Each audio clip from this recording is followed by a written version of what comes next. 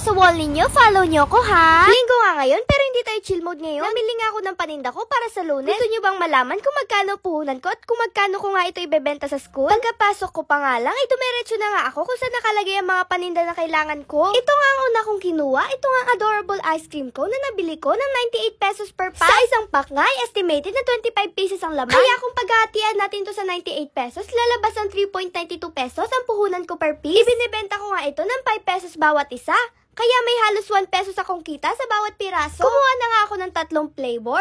Matcha, strawberry, at chocolate. Tapos, sinunod ko naman itong Super Delight ng Brownie Bites at itong Brownie Scotch. 88 pesos naman ito per pack. 20 pieces nga ang laman nito.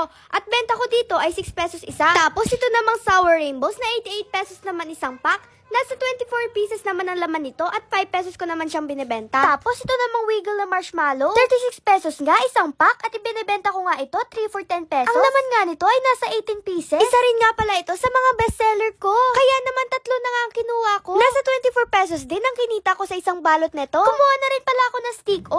148 pesos naman ang isa nito at 3 for 5 pesos naman ang bentahan ko. Wala nga akong idea kung ilan ang laman nito. Basta ginaya ko na lang kung magkano ang bentahan dito sa amin na 3 for 5 pesos. Sunod ko namang kinuha itong Chupa Chups na lollipop. At 40 pesos nga ang isang pack nito. 5 pesos naman ang benta ko para dito. At 15 pieces naman ang laman nito. 3 balot na rin pala ang kinuha ko nito dahil madaming naghahanap nito. Syempre, hindi rin ako magpapahuli. Kinuha ko na rin pala itong favorite kong seaweed. Hindi lang naman tayo puro benta, diba? Syempre, kailangan din natin kainin ang gusto natin. Magbabayad na sana ako at nadaanan ko nga itong Cadbury shop. Kaya kumuha na rin nga pala ako nito. 98 pesos nga ang 12 pieces nito.